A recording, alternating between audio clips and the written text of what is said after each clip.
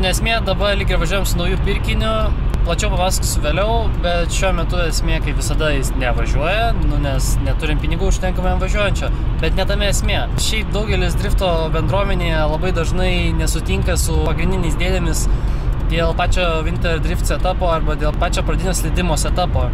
Tai, manau, pradėsim truputį šviest jūs ir truputį padėsim su mašinos pasirinkimais ir kitokiais būdais pradėti driftą Lietuvoje pigiai ir kas svarbiausia protingai. Kuria prasme protingai, tai yra, kai nusiperki mašiną, tau nereikės daug pinigų investuoti ir tuo labiau tu greičiau mokinsies. Daugelis žmonių padaro labai kvailas klaidas, kurių galima išvengti nuo pat pradžių. O jas darant po to vėliau lėtėja progresas ir tai kaip ir visiems nėra labai smagu. Atima patį smagumą iš drifto, kai tu lėtai progresuoji palyginus su kitais. Ir nes tai dideli pinigai su išsukimu padeda mokytis driftinti daug greičiau. Tai yra iš tikrųjų atvirkščiai. Ir manau, mes apie tai papasakosim, kai pagaliau su šitokiam šeštu grįšim namo.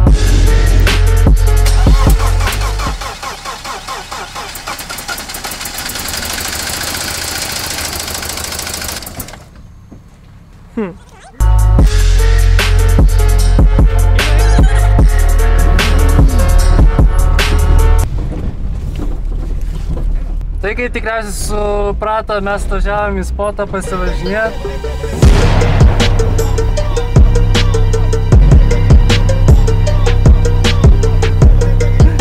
Nu kaip sekas?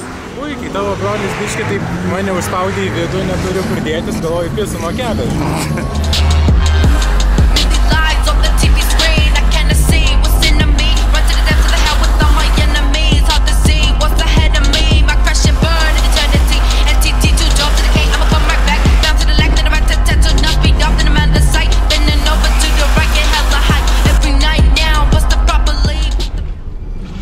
Slidu? Susodinčiau 2 storus bičius į galą, biškiai tai būtų.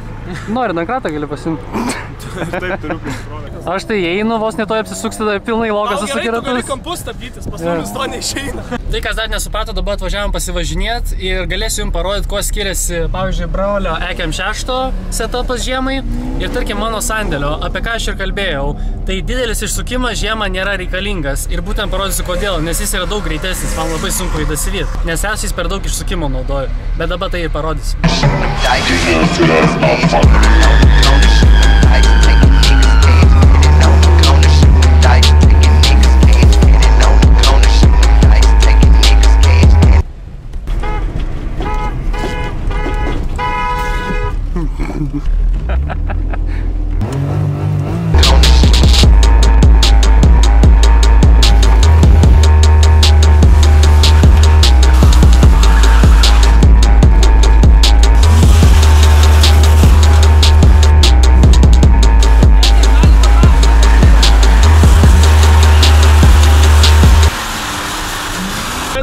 Visiškas!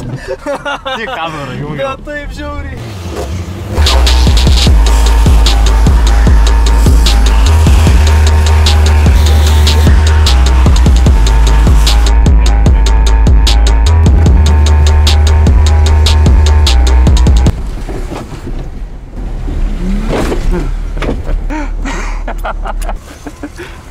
Išvengiau jau niekaip. Aš labai švelniai. Ne, tai aš dar rėdėjau, nespaudžiau stabdžio, kad tipo gražiai. Sorry, hebra, sorry. Tai, kadangi pasivažinėjom šitam spotą, kaip ir minėjau, vis dėlto lokas truputį mane retkarčiais stabdo ir sunku bratkį pasigaut. Bet pats brolis sakė, visai gerai būtų bent turėti stupicas, kadangi retkarčiais daug lengviau išsigelbėt ir nereikia taip sunkiai, taip nekontroliuojamai slyst. Visi tvarkingai važiuojam, svarbiausia čia važiuoti pagal taip, kaip visi važiuoja, kad nebūtų jokių nesusipratimų. O dabar keliamės į kitą spotą ir vėl bandysim įrodyti, kad išsukimas nereikalingas žiemą.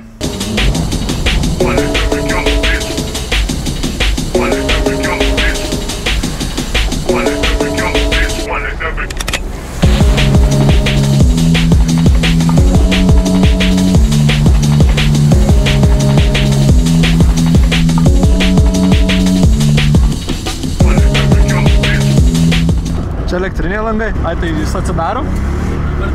Paliesčiau. Konkrečiai paliesčiau.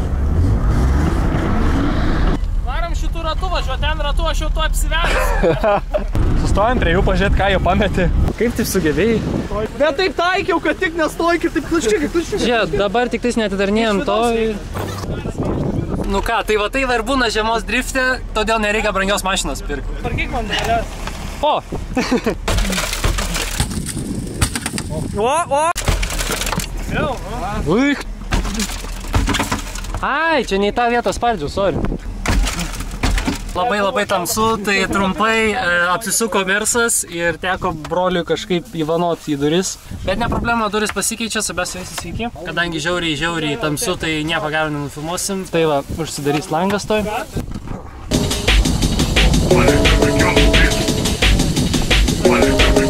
Tai viskas gerai, o mes dabar judam atgal į antrą spotą, nes čia nėra taip saugu ir nėra taip aišku, kur važiuoti, kadangi labai didelis plotas ir mažai apšvietimo. Ir kaip ir minėjau, mažesnis lokas vis dar laimi.